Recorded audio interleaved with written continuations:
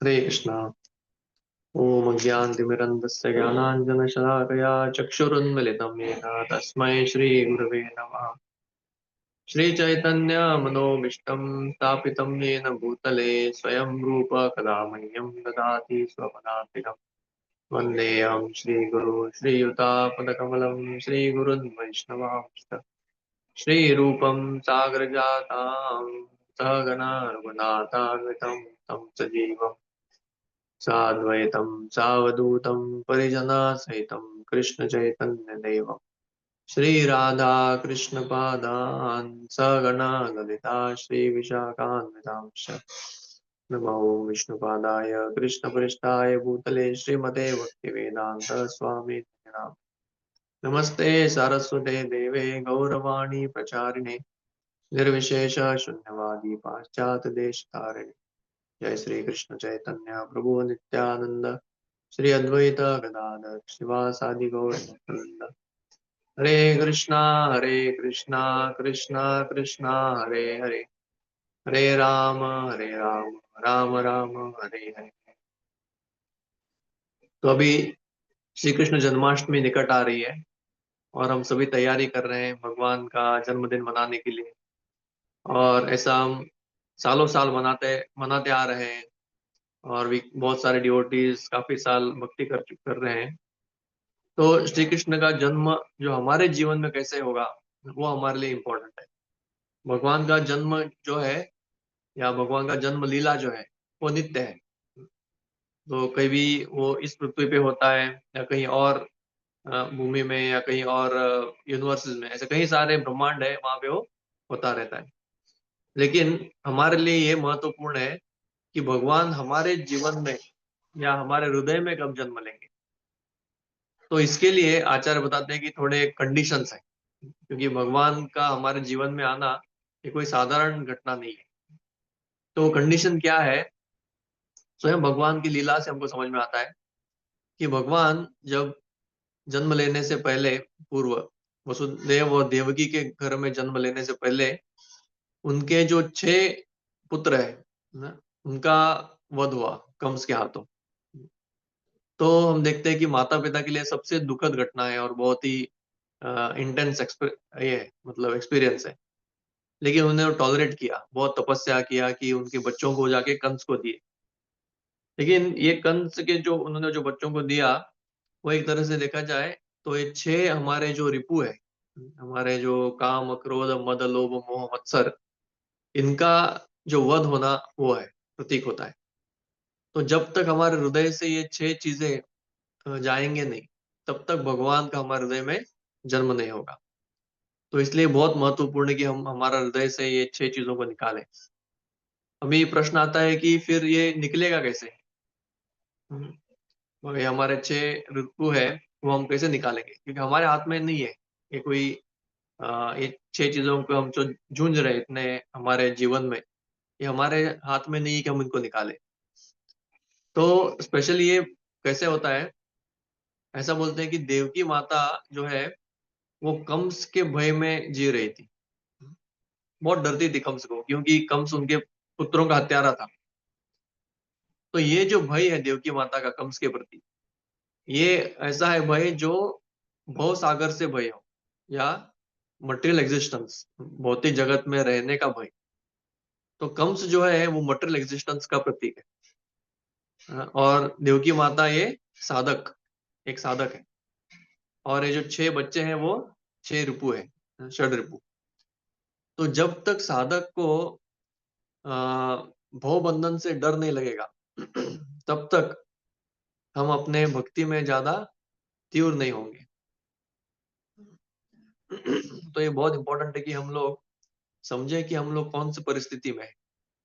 ये जो भव सागर में रहना जो है, ये भौतिक जगत में रहना, ये बहुत ही भयावना सिचुएशन है।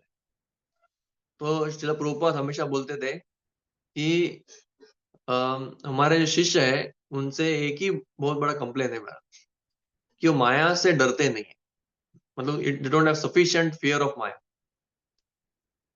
तो हम हमारा क्या होता है, हम भक्ति करते रहते हैं और हमको लगता है कि चल रहा है, ऐसे चल रहा है, लेकिन हमको इसका महत्व पता नहीं। हमको पता नहीं है कि फिर से हमको जन्म लेना पड़ेगा। अगर अच्छी तरह से जो भक्ति नहीं करेंगे, तो फिर से जन्म लेना पड़ेगा। और फिर से जन्म लेना मतलब गर्भ में वापस जाना। तो गर्भ में वापस जाना मतलब इतना भयावह सिचुएशन है, अंधेरा जगह, इतना छोटा-सा कन्फाइंड स्पेस। हुँ? तो जैसे हम उदाहरण दे सकते हैं, अभी-अभी जो बहुत दुखद घटना हुई, एयरक्राफ्ट का जो क्रैश हुआ, एयर इंडिया। तो एयर इंडिया एयरक्राफ्ट का क्रैश में हम देखते हैं कि उसके बाद क्या हुआ, बहुत सारे लोग एयरक्राफ्ट में घूमना या एयरक्राफ्ट में ट्रैवल करना डर लगे थे। हुँ, और ऐसा वीडियो भी आने लगे जहाँ पे एयरक्राफ्ट में बैठते ही सभी लोग हाँ, हनुमान चालीसा गा रहे थे। पता नहीं अभी भी चल रहा है क्या नहीं, वो थोड़े दिनों के लिए रहता है ये सब डर। अभी फिर से सब नॉर्मलाइज़ हो जाता है। स्टार्टिंग में थोड़ा डर रहता है। जैसे जब लोकल ट्रेन में जब ब्लास्ट हो गया, तो ब्लास्ट होने के बाद थोड़े दिनों के लिए लोकल ट्रेन में ट्रैफिक कम हो गया था, मुंबई में। फिर 2-3 दिनों बाद वो फिर से सब नॉर्मल आ जाता है।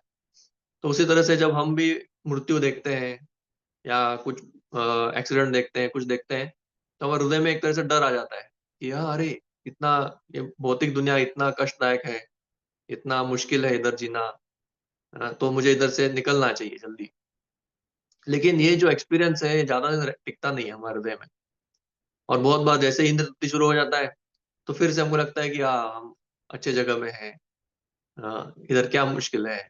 तो हमारा जो तीव्रता है वो फिर से कम हो जाता है। तो इसकी वजह से क्या होता है हमारा भक्ति में हमारा तीव्रता कभी ऊपर कभी नीचे। अभी हम लोग अभी भी जो है भगवान के प्रेम से हम लोग भक्ति नहीं कर रहे। जो व्यक्ति प्रेम की से भक्ति करता है उसका कभी उत्साह कम नहीं होता। तो एट लीस्ट एक शुरुआत में हमको एक हेल्दी फ़ियर चाहिए। किसका? ये भौतिक जगत का। तो भौतिक जगत का हेल्दी फ़ियर कैसा है? हमको बार-बार श्रवण करना पड़ता है कि ये भौतिक दुनिया कैसा कष्टदायक है। इधर के जो 3 अलग-अलग मिज़रीज़ जो हमारे ये है, ताप है, वो कैसे भयानक है। तो इससे अगर हम ये करेंगे तो वही प्रतीक है, देवकी माता जैसे कंस को डर रही थी। तो डर की वजह से ये जो 6 बच्चे हैं वो मर गए। तो उसी तरह से ऑफ़ कोर्स साधना, भगवान के नाम जप से मरते हैं वो, या नाम जप से हमारा जो 6 रुपू है, निकल जाते हैं। लेकिन हम नाम जप तभी अच्छी तरह से करते हैं जब हमारे हृदय में एक तरह का डर हो, कि मुझे वापस जन्म नहीं लेना है। तो इसलिए भागवतम में तीसरे स्कंद में ही जो देवहूति माता है अपने कपिल मुनि को प्रश्न पूछते हैं। वो पूछते हैं कि आप हमको विस्तार से बताइए कि इस भौतिक जीवन में जीने का ये क्या है, कष्ट क्या है? स्पेशली गर्भ में रहने का आप कष्ट बताइए और समय का प्रभाव बताइए। और पाप करने का जो ये है पाप करने से जो गति मिलता है, उसके बारे में बताइए। तमोगुण से, रजोगुण से के कार्यों से। तो ये श्रवण करने से क्या होगा, मैं और भी भक्ति को सीरियसली लूँगी। तो फिर 3-4 चैप्टर जो है, स्पेशली 3 चैप्टर जो है, रजोगुण में रहने से क्या होगा, तमोगुण में रहने से क्या होगा, गर्भ में रहने से क्या होगा, ये 3 चैप्टर में कपिल मुनि विस्तार से बताते हैं। तो ये कोई ऐसा देखा जाए तो डायरेक्टली कृष्ण कथा नहीं है, मतलब भगवान कृष्ण की लीलाओं के बारे में नहीं है। ये सब जीवात्माओं की गतियों के बारे में है। नहीं, फिर भी ये कृष्ण कथा में ही कैटेगरी में आता है, क्यों? क्योंकि इससे हमको कृष्ण के प्रति या कृष्ण के पास जाने का जो मोटिवेशन है, वो हमारा स्ट्रॉन्ग हो जाता है। इसलिए कृष्ण कथा मतलब ऐसा नहीं कि डायरेक्ट कृष्ण लीला तो कृष्ण लीला है ही, लेकिन जो भी कथा या जो भी प्रसंग हमको भगवान के भक्ति में दृढ़ बनाता है, वो भी कृष्ण कथा में आता है। जैसे ये भौतिक जगत के बारे में सुनना, और ये भौतिक जगत का जो कठिनाई है, वो सुनना, तो ये सभी सृष्टि के लीलाओं को सुनना, ये सब भी कृष्ण कथा से ही संबंधित है। तो इसलिए हमको जो अभी जन्माष्टमी आने वाली है, तो जन्माष्टमी में हमको एक चीज़ देखना है कि हम भक्ति में कैसे तीव्र बने। क्योंकि भगवान तो का जन्माष्टमी तो आते रहेंगे, कई साल और आएँगे, हमारा अगर भगवान का इच्छा है, तो हम और कई सारे जन्माष्टमी देखेंगे। लेकिन उसका मतलब ये नहीं कि भगवान हमारे जीवन में जन्म ले चुके हैं। वो होने के लिए तो समय लग जाता है। तो वो बनने के लिए हमको क्या करना पड़ेगा, ये भौतिक जीवन से एक तरह का डर उत्पन्न होना चाहिए और वो डर मतलब वो ऐसा वो नेगेटिव ये नहीं है, ये हेल्दी फ़ियर है, क्योंकि ये दुनिया में वापस आना कोई ग्लोरियस चीज़ नहीं है, कोई अच्छा चीज़ नहीं है। वैसे देखा जाए तो भगवान के शुद्ध भक्त तो इस दुनिया में वापस आने के लिए डरते भी नहीं है। लेकिन उनका उनका जो परिस्थिति अलग है, वो क्यों नहीं डरते? क्योंकि वो भगवान का विस्मृति कभी होता ही नहीं और वो हमेशा आनंद में रहता है, इसलिए वो डरते नहीं है। लेकिन हमको डरना चाहिए, क्योंकि हम लोग अभी एक ऐसी स्थिति में हैं, हम लोगों को हम लोग अचेतन अवस्था में हैं। अचेतन अवस्था मतलब हम सिर्फ़ ऐसा ये चीज़ें देख रहे हैं, भौतिक दुनिया को देख रहे हैं, वो कोई चेतना नहीं है। ये भौतिक दुनिया को देखना एक तरह का सपना जैसा है। अचेतन अवस्था मतलब जो भगवान को न देखना या भगवान का विस्मरण, ये एक्चुअल अचेतन है।